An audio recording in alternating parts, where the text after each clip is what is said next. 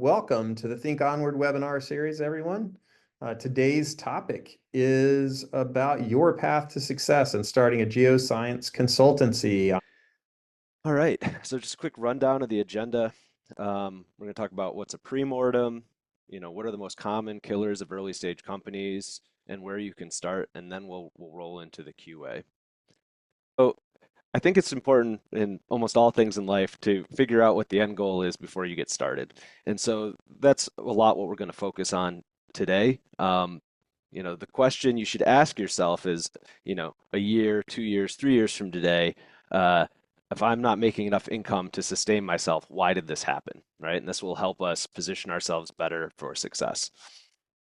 So that's what a pre-mortem is. It's looking at a project in advance and figuring out why you would have failed and then adapting your strategy during that project to, you know, overcome those potential shortfalls. So asking this question allows you, you know, to assess your skills and capabilities, your market positioning, and the market need for your product, as well as your available resources. So when we're doing this, right, you can see I've got ChatGPT up there. This is an incredible tool that's, only been available for the last year or two. It keeps on getting better. And, not this isn't an OpenAI advertisement. Any LLM of sufficient quality will do. But the idea being, as an entrepreneur, what you're going to hear me say again and again in this presentation is you need to move faster, make decisions quicker than you're used to. And this kind of co-pilot that can help you is really important. So one thing we can do is we can research other consultants' failures, other businesses' failures, and why they failed. A lot of this presentation is driven from that research. Um, I would encourage you, don't just focus on geoscience consultancies. Everyone always thinks their industry is unique, but I've shipped products in many different industries and had to learn them from the ground up, and they all share more commonalities than differences. In the end, business tends to be business. There's network, there's very specific edge cases that you have to watch out for, but there's a lot to learn by reading case studies and white papers, if you're so inclined. Use LinkedIn to find mentors, right? They tend to be very accessible, more so than you'd think.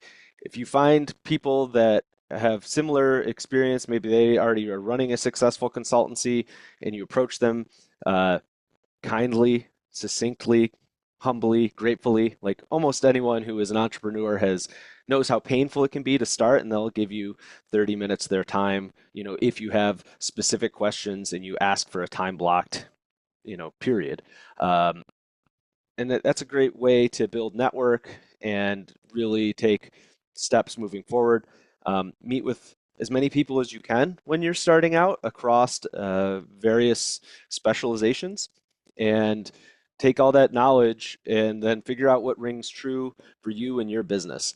As a Techstars, we would have um, founders meet with 40 different mentors in a week. Now, you have to imagine, you talk to 40 different people, they have 40 different opinions, there's going to be conflicting thoughts on what you should do. And I think it's important to find those conflicting thoughts and then determine what rings true to your lived experience and your personality. Um, and then again, I'll reinforce it. LLMs are the instant mentor, and learning to use them and prompt appropriately and think of them as a tool chain will really increase your speed of learning and your speed of doing as a solopreneur. So the better you learn to communicate with an LLM, the better results that you'll get out of it. It's a garbage in, garbage out system. If you give poor prompts, you will get lazy responses. So I wanted to share with you an example of a prompt structure that I use to drive strong responses from an LLM. So I always give it a role. Tell it what it's an expert in, and that helps to make it think in that domain, that space inside of the LLM. Uh, Give it a task description. I'm trying to do a thing. Give it context. Now, new LLMs and the larger models have very big context windows. You can feed them entire PDF books. So you can have a conversation with some of the books I'll mention later and it'll frame it within the context that you give it about your business, right? So it's a chance to meet with experts in the field that you might not have access to otherwise. Um, Give it constraints and then give it a desired output format. So by putting all of these in, I'll show you an example prompt. And you can screenshot this or whatever you want. It'll be available on the Learn section of our website after the talk. But you know, there's like this will provide you a Q&A session, which will iteratively take you through this business process that you may not have run before, and then finalize it in an output document that you can save and read and work off of in the future.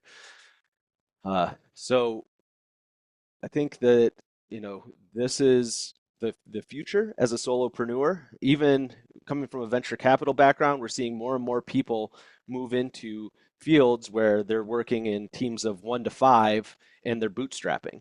And so this is how they're doing it, right? They're using automations and AI to take care of as much of the business as they can so they can focus on the things that provide value to their customer as opposed to kind of the back office work. Common failure modes is what we'll walk into now. And I can tell you that people are definitely the most common failure point in a business. But they're also the reason why any system works or exists. And that's just the dichotomy of business. So let's talk about how you can avoid, some of the most common people failure modes, right? Number one, I mentioned this to everyone, mental health, focus on it, and the way you can do that is avoid isolation, network with your peers, join a mastermind of other, individuals who are starting their company, starting consultancies at this time. You can use LLMs or Google to find those mastermind groups. And then spend time with your family and friends, right? Like work is only a portion of your life, even when it feels all consuming as an entrepreneur. It's important to create boundaries and create space so that you can continue to live a healthy, as well balanced as possible as a solopreneur existence. Because if you don't, you'll burn out. And if you're the only person in your company, if you're burned out, then the company stops doing any business. And so that's one of the real dangers. Realize that everything you do in your business is a series of experiments, and failure is a way of learning and moving forward. It's going to be common. The best thing you can do is just start. Wrong action is better than inaction. A lot of folks that have a high degree of education get stuck in analysis paralysis. So try and bend towards being a doer. Just dive in. I don't know this. You don't have to take a course on it. Just open up the software, open up Google Ads, start filling it in. It's going to cost you a little bit of money, but it'll save you the time because you'll learn and you're learning practically. You're going to have miniature successes, and those will help you drive forward. You can analyze those successes and improve upon them. Um, I would say be careful about social media. I know it's kind of a worldwide problem right now, and it'll sap you and drain your energy. I personally only use social media to promote my content and business and reply to my comments, and I avoid it otherwise like the plague because you can't help what the algorithms are going to feed you. Um, don't equate your job and your income to your personal worth. Like that's another way that people fail. Be happy that you're getting to do what you love and enjoy, but try not to define yourself as your title. Take a step back. This is what the image is about. The universe is vast and wonderful. And when it comes down to it, you're a speck on a speck for a blink in the history of the universe. And so don't take anything too seriously because it's not going to matter in the end, anyways. So whatever you're stressing out about, just think in geologic time, no one will even know this happened. Um, so just be happy about what you're learning and experiencing. Physical health is the next part, right? Like this is a marathon, not a sprint. You're going to be doing this for years, hopefully the rest of your life. Um, if you were a warrior, you wouldn't go to war without at least trying to get in the best shape of your life. Now, you probably won't die if you're not fit and you're starting a business, but your business might. Physical and mental health are interlocked. So I say work out every day, even if it's just a long walk, right? Active recovery is important. We're not meant to sit for 8 hours a day in front of a screen, so don't eat food, mostly plants, not too much. That's a Michael Pollan quote. Uh, Read his books. That's the fuel that drives you. and do an activity that gets you into flow state frequently. Uh, resistance training like weights, yoga, hiking, distance running. I do jujitsu. They're all great meditative practices where you might start off thinky, but there's no way to maintain that active thought process, for a long time in those periods because either exhaustion or just the nature of the beast. Um, so try and get into a flow state 3 or 4 times a week through your workouts. So the next one, once we've taken care of ourselves, the next biggest failure mode is partners. Right now, this could be your business partner that works inside your company, or it could be the companies you partner with. So in venture capital, there's kind of I don't know if it's true, but there's a myth that like uh, the ideal startup has two founders, right? Because it provides redundancy. One can keep the business going if the other is recuperating or has some life event. And I think that that is important to think about when you're going into your own business is like, is there someone else that I could work with? It also improves your critical thinking. Again, the fallback is use an LLM. That could be your business partner where you run ideas by it and ask the LLM to steel man the counter argument to whatever you're saying so you don't fall into bad thought processes. If you are going to work with a human, choose your partner, your co-founder wisely. And when you do, think about it this, you're going to spend more time with them during the time the business is running than your spouse. So date them, right? Like your first option might not be the best option. And if you search for it online, there's lots of co-founder questionnaires, things that you can work through together to understand their philosophy, their mental, and how they approach things. And once you do find someone, basically do a prenup like you would in a wedding, right? Focus on the end of the business first when there's no money on the table. Document what the exit is going to look like, what the dissolution is going to look like if someone chooses to leave the business. Because if you have it on paper and things go south, it's much cleaner. If you don't, then, it ends up dragging you out and can kill the business. And then the other thing I would say, as far as partners on the grander scale, is um, as a solopreneur, like a lot of you probably come from large businesses, enterprise, academia, be very careful about those things. Those companies are an elephant and you are a mouse, and they will kill you by accident. And so it's important, I think, when you're first starting out to realize that what you're used to doing may not be the way forward for your consultancy. And we'll talk about niching down in a minute. Uh, the other thing is, in the long run, we're talking more than a year, the ideal is that no company should make up more than 20% of your revenue because all customers will eventually churn, right, over a long enough timeline. And so if you have a big customer that's making up 50% of your revenue and they decide to go another way for whatever reason, then you're in a deep hole. And I've seen a lot of companies fail due to that mistake. Lack of mentorship, personal growth and development is another failure mode for people. Don't reinvent the wheel. If there's something you think of or want to use, or you wish there was software that did this, Google it. I'm sure it exists. If there's you haven't done this contracting process before, go reach out to people who have and talk to them. Um, Someone's already solved the problem. Just find them and ask them how they did it. And then I would say, if possible, ask more than one person because your mileage may vary, right? Like you're a different company and a different personality. Also, remember that mentors don't have to be older than you or wiser than you. They just have to have solved the problem before, or at least seen it. So peer mentors, such as other consultants, are great. I mentioned masterminds again, finding a group of 5 or 6 people you can trust and be open and honest with about the problems your business is facing and getting their perspective. And then last but not least, Discord and Slack communities. Google and the LLMs can help you find those for whatever your niche is, but highly recommended. So next common failure mode is understanding your market. Um, we talked a little bit about how enterprise customers can accidentally kill you. I think the better approach is to solve niche problems for small and medium-sized businesses or work with an existing team that serves an enterprise customer. So for instance, Think Onward serves, some majors, but we protect you from the paperwork and the net payment terms and things like that that can really make a business struggle.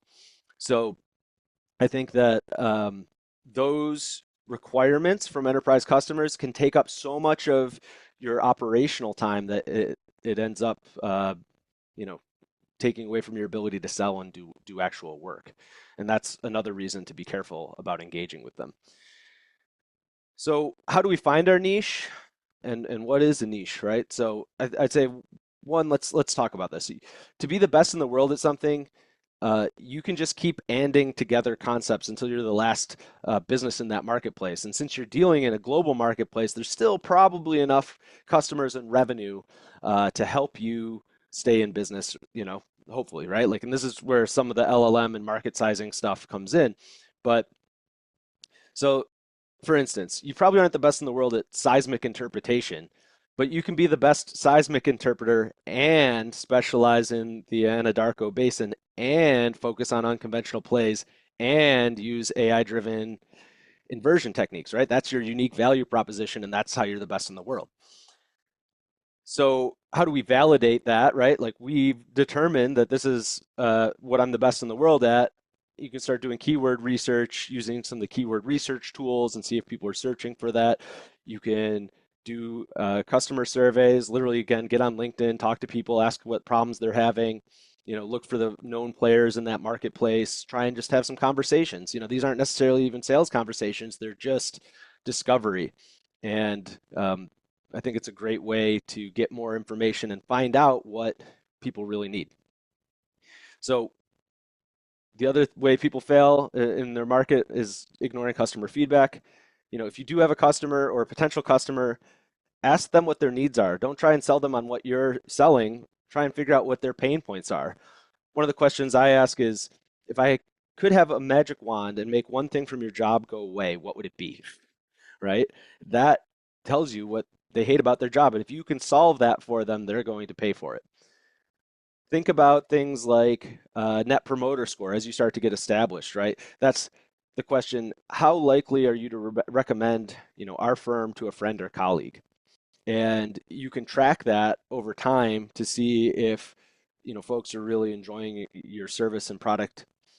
So once you have these data points, we build in systems that solicit feedback and help us change our product, right? So you should be having weekly meetings with your clients on the status of their project, and in there, always try and throw in one question, that gives you intelligence on if their product is meeting their needs. Uh, Monthly email polls to get qualitative and quantitative feedback, in a very direct format, usually a questionnaire. And then you should plan quarterly retrospectives with yourself, your team, anyone that you can bring in as an advisor, and take all the feedback that you've received over that quarter and plan improvements to your business and your offerings. So the other thing that people always regret is not pivoting sooner. So you come into this and you're going to have an idea of what your business is.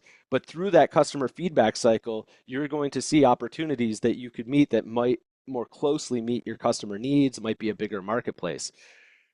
So pivoting in a startup refers to a fundamental shift in business strategy based on market feedback, customer needs, or like your operational challenges. And it involves changing some aspect of the business, such as the product or the target market, the revenue model or technology, but you maintain the core vision, right? That's different. Pivoting is different than thrashing. Thrashing is like, oh, this is my new idea. I'm going to run at it. Um, you know, Through successful pivots, we get more and more accurate and closer to what we call product market fit. And that is when the market wants, more product than you can supply, basically, as a solopreneur. And that's when you're forced into growth, hiring people, and building the business to be larger.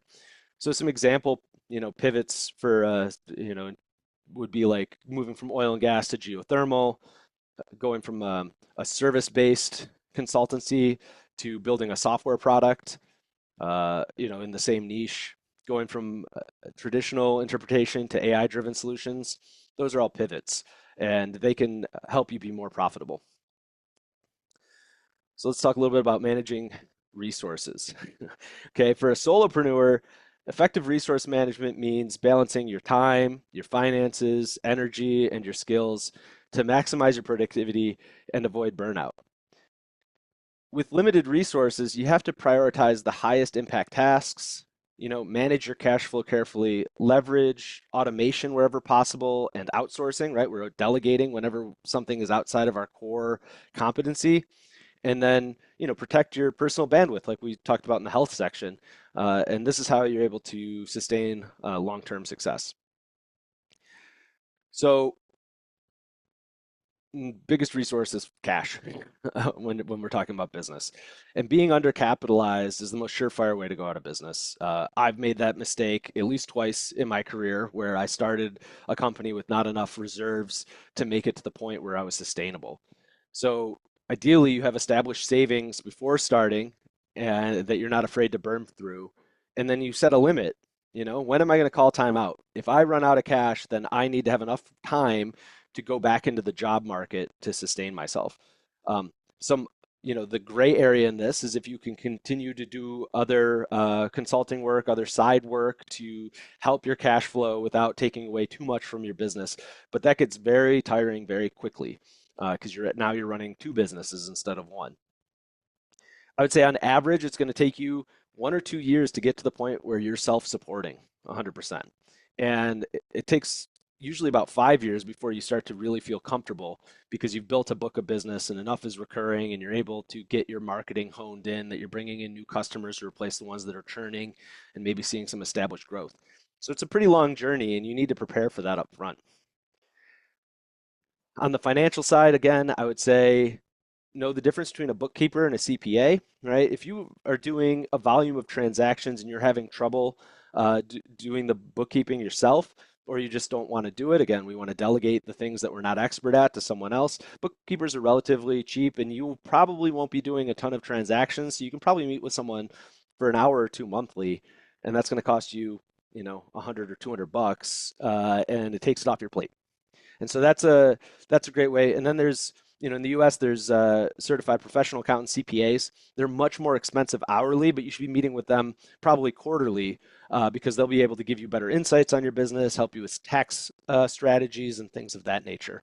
So knowing the different types of roles, you really don't want to pay a CPA to do bookkeeping is kind of the bottom line here. So your time is another very critical resource. It's probably the most critical resource in the end. Uh, I recommend when you start out, go research Eisenhower squares.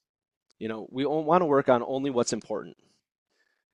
With that, give yourself reasonable expectations, right? 2 or 3 big tasks a day because the rest of your day will fill in with grains of sand.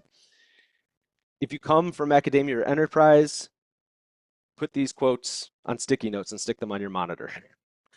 Perfect is the enemy of good enough, and you don't have time for 80% confidence intervals in business decisions. You have to be learned to be comfortable with like 51% and a gut check. That's just the quote unquote the speed of business. Going back to wrong action is better than inaction. That 10 hours you spend going from 51% in a gut check to 80% is 10 hours you didn't spend out there selling in the marketplace, earning new revenue or improving your existing product. And that's just cost prohibitive in the end. Like you will literally run out of cash. Also, there's more work to be done as a business owner than can ever be done. So you need to start to learn to be comfortable with like leaving things undone and going home, going to bed, going for your workout, whatever, right? Like set up those time blocks and respect them. One thing that I've always done is at the end of my workday, whenever I decided that was, I would write down a to-do list of what I needed to get done tomorrow or what was floating around in my head. And just the act of putting it on paper or putting it in an email to myself to be read in the morning helped me to disconnect and offload so that I could focus on just being a human and being present the rest of my evening. And so again, I'm going to mention like don't rabbit hole on marketing and networking and social media. They are infinite time sucks. They will fill as much time as you give them. I think the goal of yours should be is like figure out where your content and where your customers are, like what social media channel they use, and just use one channel that is showing you any kind of effective return. And keep doing that until you can't get any more customers from it, and then maybe consider something else. Same thing with networking events, right? At first, you probably do a lot, but there's a point of diminishing returns, and you need to realize that. Um, the ideal networking event is you get a couple leads and then you follow up with them and you have one-on-one conversations afterwards. So if you find that you're leaving a network event and you don't have actionable like next steps where we're like meeting, having coffee or lunch, then you're doing it wrong. And so there's some guides out there. Again, you can talk to your LLM advisor on how you can be more effective at getting actionable leads out of networking events. I'd also say consider time budgeting. This is another tool used to help you be more effective. So let's look at, 50% of my time is going to be spent on sales, 10% on marketing, 30% on operations, and 10% on billing and accounting. Like it might not be the right mix for you, but I would put that in your head and literally time block that when you're starting out. Out of a 40-hour work week, that's what it should look like. And just respect those time blocks on your calendar and work on those things during those time periods. Bottom line, revenue solves most problems. If you have to prioritize between doing and selling, choose sales. And that's uncomfortable for a lot of people because you made your entire life on the doing part, not on the sales part. So twofold, we need to strengthen that sales muscle. And number two, like if you've never had to do it, you don't realize how important it is to, make the doing a thing. And so that is my advice on managing your time. Let's step in here or take a short pause. If you hit this QR code, and Cliff will drop the URL in chat, but the QR code's for people who are watching this video after the fact. Please take a moment to fill out this form. Give us ideas on other consulting or business topics, right? If we were to focus on one thing, what do you need the most help with? And then we can bring in experts on that specific field to have those conversations with you. What are some actionable things you can take away from this meeting? So I'm going to give us some books for the readers, the people who are flirting with the idea and want to get a more academic understanding of it. And then I'll give some direct actions after that, and then we'll open it up for Q&A. So top 3 book recommendations. Consultancy, like Peter Block's Flawless Consulting is basically the Bible for consultants. It's a 20 or 30-year-old book. Lots of great material in it, stood the test of time. Highly recommend. I come from a high-tech startup background specifically, and the lean startup is similar in the same way, but it's very valuable for anyone looking to start a business because the entire premise is how do we quickly test hypotheses and iterate our business around the information that we get from the market. So again, another great resource there. And then last but not least, again, if you haven't done a ton of sales, Never Split the Difference by Chris Voss. He was the lead hostage negotiator for the FBI at the time. Harvard had written up this whole treatise on like what's the best negotiating techniques, but when he was negotiating with people's lives on the line, he realized that none of their tactics really made sense and worked because humans are emotional animals. And so we have to understand that aspect of them and interplay that in our strategies around negotiation. So when it comes to sales and life, negotiating is important. Definitely recommend that book. Again, use an LLM. If you don't have time to read them all, get the synopsis, get the key takeaways, get the most quoted text, and you can get all of those things by properly prompting a model. All right, for the doers in the room who are maybe have set sail intentionally or been waylaid into setting sail, let's talk about what's next. So the first thing I recommended is, all this stuff is kind of business school light, but perform a SWOT analysis. SWOT analysis is strength, weaknesses, opportunities, threats, right? So strengths and weaknesses are you. What can you control? And then opportunities and threats are things in the market, external conditions, right? By evaluating these, you'll have a much better understanding of yourself and how you're positioned or where you might want to position in the marketplace. Once you've done that, go complete a lean canvas. A lean canvas is a one-page business plan that you can send ahead when you're talking with a mentor. It also allows you to quickly iterate. Instead of writing a 60-page business plan, a lean canvas allows you to have an idea, sketch it out on a napkin in a very concrete format, and rewrite it if you don't like it, or try a different one. Think of 10 different business ideas, fill them all out. That's 10 pages of work, and at the end of it, you can select the one that you think makes the most sense in the current market conditions based on your skill set. Highly recommend that tool. And then last but not least, before you set sail, do a financial review and planning, right? What kind of cash do you have? What kind of cash do you need? What's your cost structure going to look like? What do you need to price? How do you need to price in the marketplace? What's your pricing model going to be? All of these things or questions you need to answer before you get started. And you can test them very quickly. There's lots of ways to do that. If you look into landing pages and Google AdWords, there's a bunch of services that'll help you build those. And it doesn't have to be for your final company, right? You can set up a landing page, run traffic at it. Just don't take anyone's credit card, but see if they click all the way through, and that'll give you really good market input on if the idea that you're presenting solves a real problem. So with that said, let's take some questions. I have a question for you, Clark. I would love to hear it, Cliff. All right. So you just gave us a lot of really good information here. But I've got to imagine that this sounds like a lot of stuff to do, right? You gave a lot, but there's a lot of stuff to do. What's the most important thing to start with? Like if someone's going to do something today to take that first, the journey of 1,000 miles begins with one step. What's the one step you'd recommend to start with?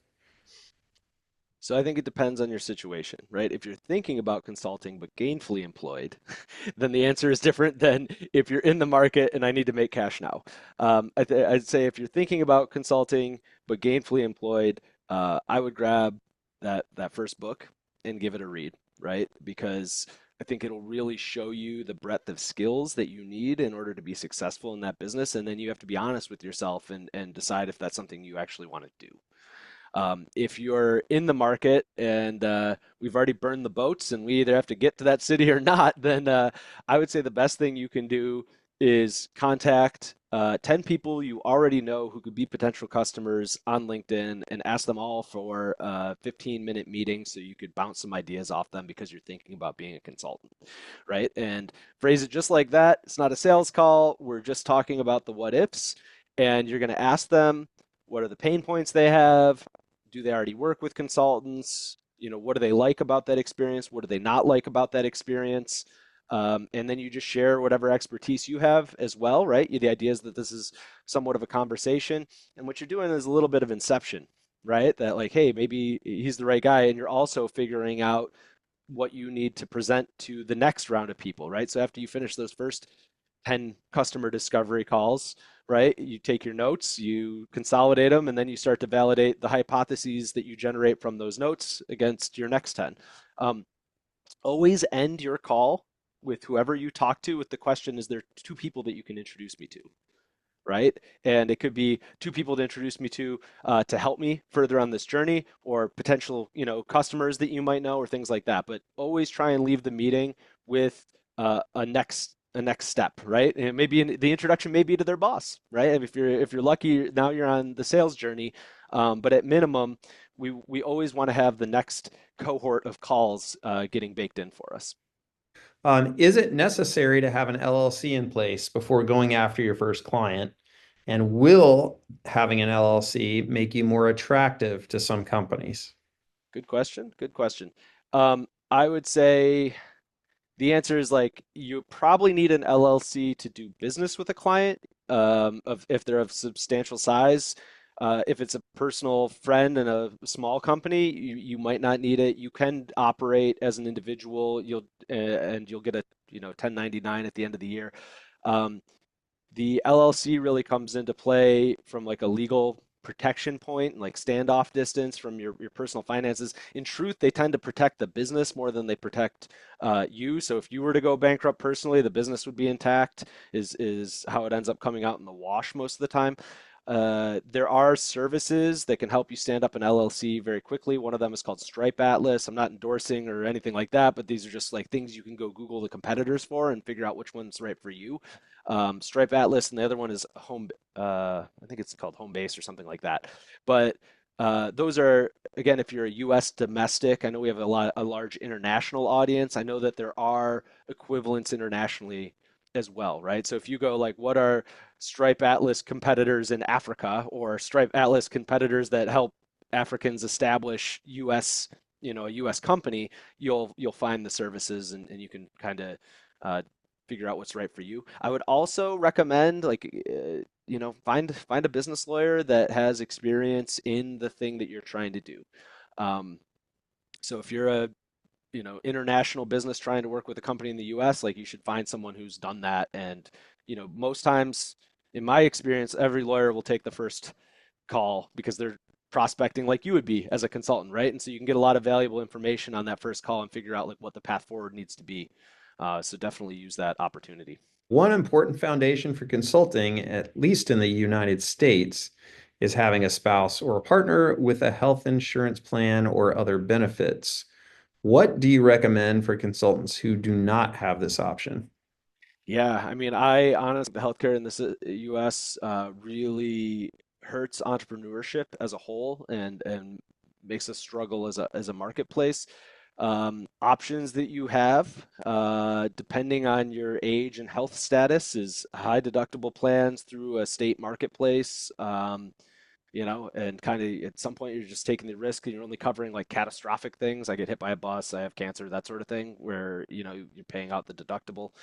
Um, different once you grow to a certain size, and maybe there's some collectives. I know that there's a thing called the Freelancer Union in New York if you're in the US, and I think they're able to get group coverage if you're a member, right? And so you can look for other collective environments where, as a freelancer, you can qualify for their group coverage. Once your company gets to be the size of like 5 or 10 people, there's these things called PEOs, which are co-employers, and you qualify for their benefits. Because they're grouping a bunch of small businesses together to get good insurance rates. So those are three threads you can pull on. I don't have a great answer because I don't really think there is a great answer.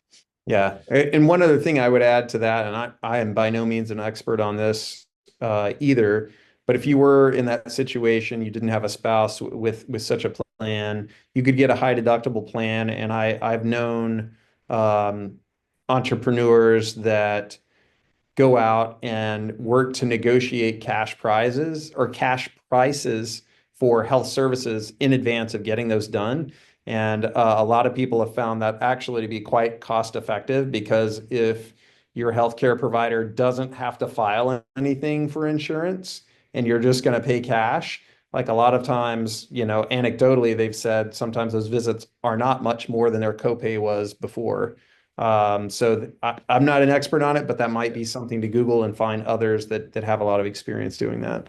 Yeah, Cliff, I would agree. I definitely keep the high deductible plan as the backstop, for that type of activity. But I can tell you that every 10 millionaire plus I know self-insures. They don't pay for anything. They're cash payers with all of their health care, and so that's definitely a strategy that people use. The next question. So time management. One often gets stuck with the work and doesn't have enough time to reach out and do networking. Then at the end of a project, there is a project revenue gap, right? So I assume the implication is you finish your project, now you got to go out and hunt for your next deal. So how do you overcome this? So two or three things. One is set up, sales automation pipelines. Use the internet, use marketing and ads, paid ads to drive people into a sales funnel where you're taking a call and then you're setting up automations for the proposal, and obviously like you cross-check them as a human, but then you ship them out, right? And the idea is like over time you're able to condense the sales process as small as possible. And then the other thing I would say is that time boxing methodology I mentioned before. And the truth is like I can only have, you know, 20, 30 hours a week to do operational work and I have to do sales the other percentage of the time. And if you maintain that discipline, then you don't have those problems as much. It can still be an issue, but that's the nature of kind of lily padding contract to contract as a consultant. Yeah, do you have any, just to extend that one a little bit, do you have any experience with any tools that you would recommend for that sales automation pipeline? Yeah, so I think one of the things, as soon as you start business, pick a CRM. HubSpot is very well supported, but can be expensive. But you'll honestly, as a consultant, you'll be on the free plan almost forever because you're not going to hit the number of touch points that they start charging for. I know other folks who use Pipedrive. Um, with those, right, you build landing pages, you build Google AdWords campaigns, and you're trying to drive warm leads. And then once you capture that, you get on the phone during your time block time. Hopefully, you sit there and you can use other AI tools, right, to transcribe those meetings, feed those to LLMs. Maybe you already have pre proposals. There's software that's similar. Again, if you want to look for um, alternatives, but like PandaDoc is a very well-known sales proposal tool, right? So you build your proposal, and then between the LLM and your existing proposal, you can basically plug and chug in all the documentation. You throw some pricing at it, and you get it out the door to the customer. You're still going to have to make the sales calls, but through that pipeline, you saved a lot of prospecting and you saved a lot of document development time. So those are that's a methodology that I could propose. How do you overcome decline or ghosting of promised projects? Do you push on it or do you let it go? What's the balance that you should strike? So, this is a sales operations question, and usually what we do is we create a pipeline, and for each step in that pipeline, we give a percentage to close, right? And so, like, someone comes in, are they a marketing qualified lead? Are they a sales qualified lead? And each step in this pipeline, the percentage to close increases. And one of the first questions in the sales qualified lead is basically budget, or the type of work. And through that, we can kind of give a value to that project. And then you can look at the value of your overall pipeline based on taking the chance to close, and the project value and multiplying them by each other and then summing all of that up. And that can help you with some forecasting on whether things are going to do. To answer your question directly, I would say that one of the lessons I have to teach founders all the time is that non-response is not a no. And you need to just, again, use your CRM tools to schedule a follow-up and continue asking ad nauseum until they tell you to stop. Because it is your lifeblood. It is incredibly important to you that this project go forward. They don't care. This might be like 10 items down on their to-do list. It might have gotten pushed to next quarter, and them updating you on that is not their priority either. And so they're going to keep doing the thing. They're going to ignore you. They're going to, life is going to go on for them. But if you ask long enough and continue to provide value, right? Share articles, do whatever you can to like make them, hey, I saw this, it reminded me of you. I just wanted to say thanks or heads up or, oh, yeah, congratulations on whatever just happened with your company, right? We can have Google alerts set up for our key customers that tell us about information updates. Just stay top of mind, and then maybe it closes. But again, like much of this can be done with good automation tools, or just like a personal touch. I would say be careful with annoying drip campaigns. I still prefer to put like a human in the loop, like schedule them out, but make the edits and hit send, right? Because you want them to be personalized. You want them to see as human as possible. As a comment, listening to Clark's explanations in my own consulting experience, you learn how much more there is to know in legal, marketing, financials, and IT in consulting besides the geology or whatever your technical expertise is. Yeah. So as a follow-on to that, I think that statement is very accurate. I think it gives you a much larger appreciation for business as a whole, and maybe the things that used to annoy you previously, now you understand the why behind them. Maybe makes you a more charitable person. Uh, I don't know if I said this enough in the meeting or in the presentation, but when you assess yourself on like what your skills and knowledge are, uh, the things that you aren't strong in and don't want to be strong in, look to delegate those, right? Look for other agencies that can support you. Look for software that can support you that's better at it. There's a whole glut of new AI tools on the market. Test them, play with them. Because if you're a 0 and the AI tool is a 5 out of 10, right? Like you should be using the AI tool. The agency might be a 7 or 8, but might be cost prohibitive, right? And so we kind of start where we are and we improve over time. Wrong action is better than inaction. Yeah, and kind of a follow-up from me on that. Like if, let's say, obviously, like our audience of geoscientists and geologists are voracious learners, right? And they like learning new things and doing new things, but there may be parts of setting up a consultancy that just aren't that appealing. How should someone think about that? What the parts that they don't like doing, should they just grin and bear it and dive in and do it? Should they seek outside help? How should people think about that? I think it depends on your resource constraints and like how quickly you need it. One thing that I always did, I talked about having 2 or 3 big goals for the day. The first thing I did every day was the thing I hated the most, right? So I would do this prioritization where it was like, what is the thing I'm least likely to want to do? And that would be stacked one in the list. And I would do it.